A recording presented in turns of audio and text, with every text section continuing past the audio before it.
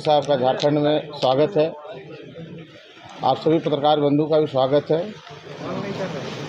पिछले 7-8 साल से हमारी माताजी की तबीयत काफ़ी ख़राब रहती थी। उनकी सांस लेने की दिक्कत होती थी। उनको शुगर भी है, ब्लड प्रेशर भी है, थायराइड भी है। उनकी उम्र अभी लगभग 70 साल है।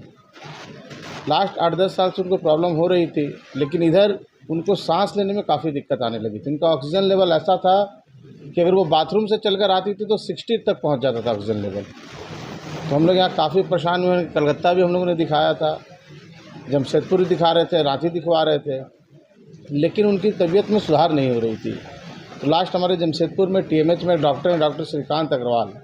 उन्होंने हमें डॉक्टर साहब का एड्रेस दिया, डॉक्टर साहब का नंबर दिया, तो हमने तुरंत डॉक्टर साहब को कांटेक्ट किया। इनका रिस्पांस तुरंत आया। तो मैं काफ़ी डरते हुए माता जी को लेकर गया था हैदराबाद, क्योंकि इनकी हालत ऐसी थी कि फ़्लाइट में भी उनको प्रॉब्लम हो सकती थी। तो उनको हैदराबाद जब पहुंचा हॉस्पिटल लेकर, बहुत अच्छी ये रही कि 5 से 6 घंटे में उनकी जितनी भी टेस्ट करने थे डॉक्टर साहब ने थोड़ा सा सपोर्ट किया। सारा टेस्ट उनका 5-6 घंटे में हो गया और तुरंत ही उनको एडमिट करके उनका ट्रीटमेंट शुरू हो गया। जब वहाँ पहुँची तो उनका ऑक्सीजन लेवल लगभग 80 था और उनका ब्लड प्रेशर 130/48 था। काफ़ी उनकी स्थिति अच्छी नहीं थी, लेकिन बहुत अच्छा लगा। डॉक्टर साहब ने काफ़ी अच्छे ढंग से उनका ट्रीटमेंट किया। इनकी टीम बहुत अच्छे ढंग से हम लोग को सपोर्ट की और नर्सिंग स्टाफ भी बहुत अच्छे हैं वहाँ के। बहुत जगह ऐसे होता है कि डॉक्टर तो अच्छे होते हैं बट हॉस्पिटल के नर्सिंग स्टाफ अच्छे नहीं होते हैं, लेकिन वहाँ नर्सिंग स्टाफ भी बहुत अच्छे हैं, बहुत सपोर्टिव है। और हमारी मदर उसके बाद जब आई तो अप्रॉक्स उनका 95-96 ऑक्सीजन लेवल रहने लगा। अभी लास्ट 2 महीना पहले भी, 1 महीना पहले उनकी तबीयत फिर लगभग ख़राब हुई थी, तो लंग्स में उनको फिर से इन्फेक्शन हो गया था। तो हम फिर डॉक्टर साहब के पास लेके गए थे, फिर अभी लेकर के आए। वो भी यहाँ आती, लेकिन लास्ट 2 दिन से उनको बैक पेन होने लगा, तो जिस वजह से वो नहीं आ पाएंगी। मैं रहता हूँ चाईबासा में, चाईबासा से आने में लगभग 2-2.5 घंटे लगते हैं, इस वजह से वो नहीं आ पाएंगी। तो आज वो भी रहती हैं आप लोग के सामने। तो मेरा अनुभव तो यशोदा हॉस्पिटल के लिए बहुत अच्छा रहा। वहाँ जितने भी डॉक्टर साहब, डॉक्टर विश्वेश्वरन के अलावा भी वहाँ शुगर के पेशेंट, डॉक्टर, हार्ट के डॉक्टर सभी आए, सबों ने चेकअप किया। और इनकी एडवांस टेक्नोलॉजी, जैसे कि यहाँ पे वो लोग झारखंड, बंगाल और उड़ीसा में लोगों ने बताया नहीं, पर इनके यहाँ जाने पर यह पता चला कि एक ऐसा इंजेक्शन आया है जो इंजेक्शन देने पर उनकी तबीयत और इम्प्रूव होगी। लगभग 1,60,000 के आसपास का वो इंजेक्शन है। वो जो 6 महीने तक की उसकी कोर्स चलती है, तो वो भी हमारी माताजी को पड़ रही है और उसके वजह से अभी माताजी हमारी अच्छी हैं। तो मैं तो ये धन्यवाद देता हूँ सर कि आप लोग झारखंड आए और यहाँ आप OPD खोल रहे हैं। तो हम जैसे लोग जो आपको दिखाने के लिए हैदराबाद जाना पड़ता था, अब हम रांची में ही दिखवाकर वो सुविधा प्राप्त कर लेंगे। हाँ, ऑनलाइन, जैसे कि मैं एक भी कर रहा हूँ, please sorry, online video consultancy भी है। जैसे कि हॉस्पिटल से आने के बाद विदिन 7 डेज़ हम लोग ने ऑनलाइन कंसल्टेंसी का भी सुविधा है, वो भी करते हैं। और ये अच्छी चीज़ें, शायद पता नहीं सबको रिस्पांस करते हैं कि नहीं सर, लेकिन हम लोग व्हाट्सएप करते हैं सर का, वहाँ से व्हाट्सएप में ही दवा के बारे में सजेशन और ये हम लोग को मिल जाता है। तो ये एक सुविधा तो वहाँ से मिलती है हम लोगों को। I'm Dr. Vishweshwaran.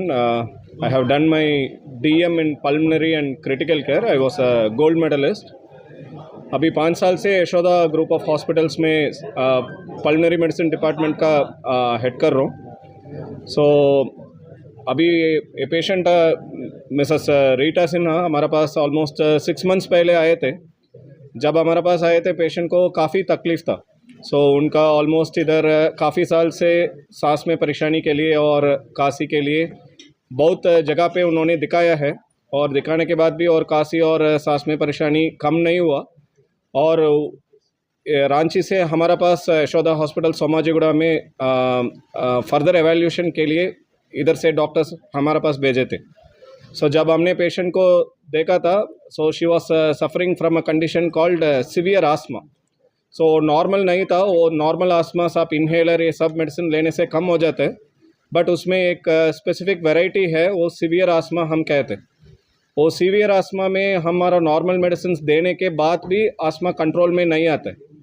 सो उसके लिए हमने काफ़ी पेशेंट को एवेल्युएट किया, हमने भर्ती भी किया था और इनिशियली उसका ऑक्सीजन को भी ज़रूरत पड़ रहा था और हमारे पास आने से पहले उनका रूटीन काम करने में भी बहुत ज़्यादा सांस में तकलीफ़ होता था और कुछ भी काम करने को भी ऑक्सीजन का ज़रूरत पड़ता था।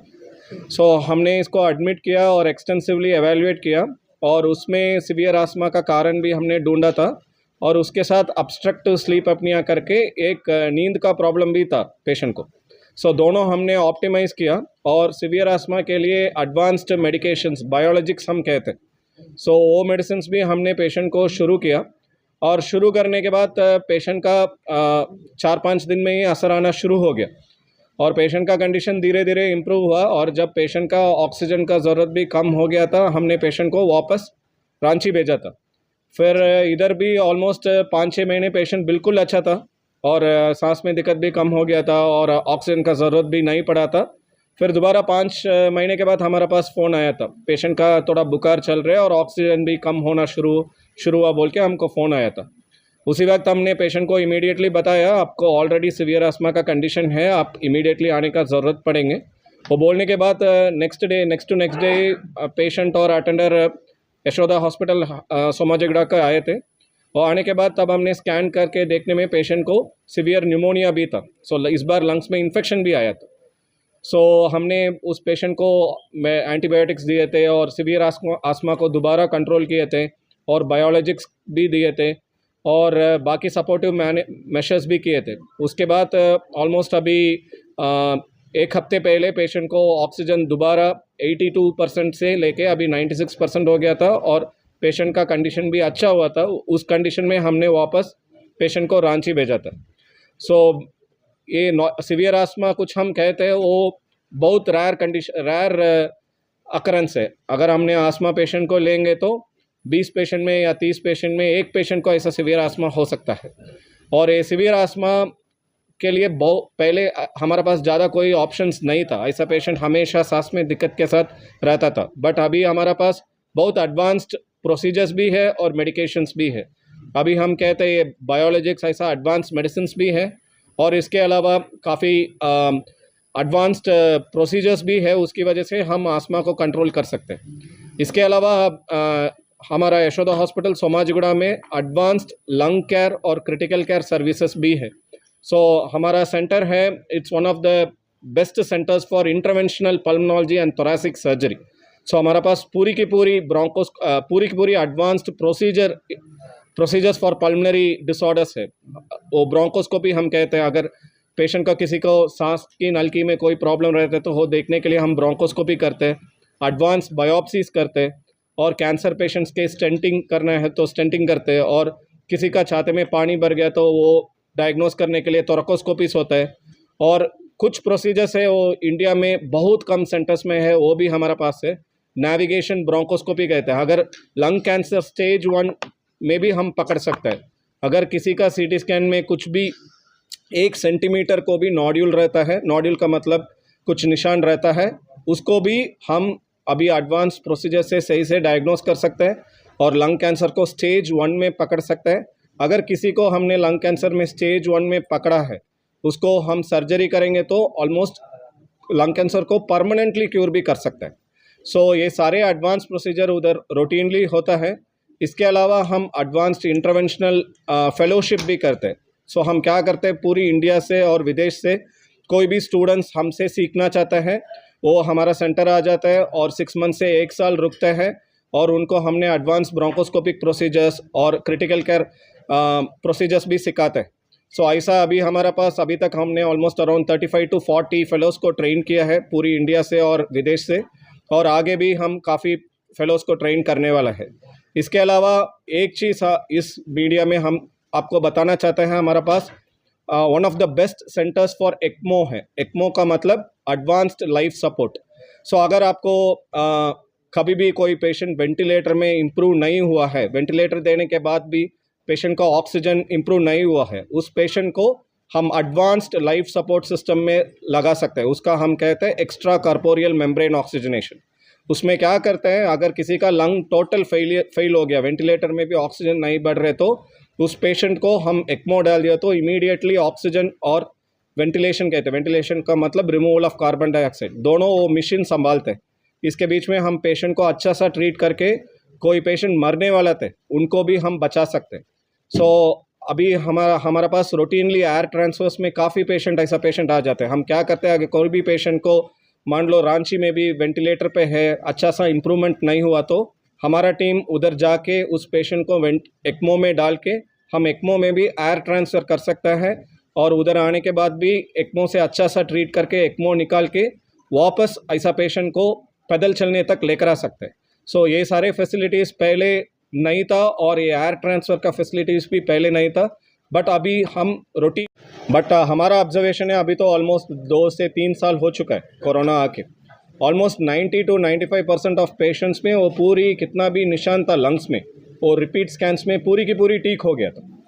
सो सिर्फ 5% मैक्सिमम हम कह सकते हैं 5 से 10% का पेशेंट में, उन पेशेंट में किसी को सीवियर कोविड न्यूमोनिया आया था उसमें वो फाइब्रोसिस अभी भी रहता है। ऐसा पेशेंट में किसी का फाइब्रोसिस काफ़ी सीवियर था, उन पेशेंट्स में हमने लंग ट्रांसप्लांटेशन भी किया है और लंग ट्रांसप्लांटेशन के बाद पेशेंट का अभी कोई ऑक्सीजन रिक्वायरमेंट भी ज़रूरत नहीं है और अपना नॉर्मल लाइफ जी रहे। अब ये फाइब्रोसिस हम कुछ कहते हैं, सिमिलरली दूसरी प्रॉब्लम आ जाते हैं वो ILD कहते हैं। ILD का मतलब इंटरस्टिशियल लंग डिसीज़, वो काफ़ी रहता है। उन पेशेंट को भी किसी का ऐसा लंग काफ़ी अफेक्ट चुका है और वो ऑक्सीजन पे डिपेंडेंट है, उस पेशेंट को भी ये lung transplantation is almost like second life. आपको कैसे किडनी ख़राब हो गया तो आप डायलिसिस में डालते हैं, उसके बाद डायलिसिस से निकालना है तो आप किडनी ट्रांसप्लांट करते हैं। ऐसे अगर हमारा लंग्स ख़राब हो गया तो हम पहले ऑक्सीजन में डालते, अगर ऑक्सीजन का ज़रूरत ऑलमोस्ट परमानेंट बन चुका है उसी वक्त हम लंग ट्रांसप्लांटेशन कर सकते हैं। अनफॉर्चुनेटली इंडिया में क्या होता है, जब पेशेंट हमारे पास आता है ऑलमोस्ट काफ़ी लेट स्टेज में आते हैं, 70 साल में 80 साल में, तभी ये लंग ट्रांसप्लांटेशन का चांसेस कम हो जाते हैं। अगर मान लो आपने किसी वक्त पेशेंट को ऑक्सीजन में जा रहे उसी वक्त हमने उसको लंग ट्रांसप्लांटेशन के लिए स्क्रीन करके लंग ट्रांसप्लांटेशन किया तो आउटकम्स भी बहुत अच्छा है। इसलिए वो अवेयरनेस चाहिए, कभी भी आपको ऑक्सीजन में जाने का ज़रूरत पड़ा किसी लंग कंडीशन की वजह से परमानेंटली, तभी आप इमीडिएटली लंग ट्रांसप्लांटेशन के बारे में सोचना है। ट्रांसप्लांट का जो करते हैं उसका कॉस्ट कितना आता है? क्या सर? खोलने का जो जाए तो आप लोग का पैसा